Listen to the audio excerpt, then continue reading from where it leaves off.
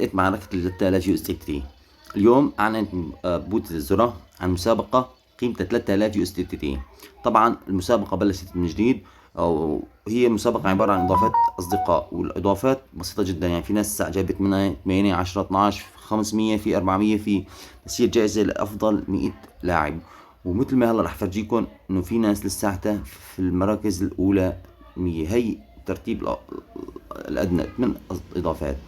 إذا فيكن تكونوا ضمن هالمعركة وتقاتلوا وتاخذوا ال 3000 يو اس تي، فلا تنتظروا حدا وبلشوا في المعركة. طبعا الأول، يعني هي الإضافات، الأول تاني وتالت جايبين أرقام عالية، بس فينا نقاتل ونجيب مثلهم. بس إذا ما رح نكون بهالمستويات هاي، على القليل نكون ضمن أفضل 100 وناخذ جائزة.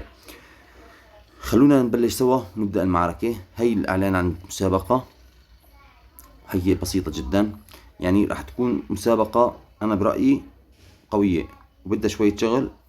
فإذا كنتوا جاهزين للقتال فخلونا نبدأ المعركة. أنا رح بلش من هذا الفيديو. فيكن تسووا فيديوهات، تنشروا روابطكم وتضيفوا أصدقائكم على اللعبة، وتكونوا من ضمن أفضل 100 لاعب وتاخذوا جائزة 3000 جنيه. تحياتي لكم، لا تنسون المتابعة واللايك والاشتراك، وأهم شي صلاة على النبي.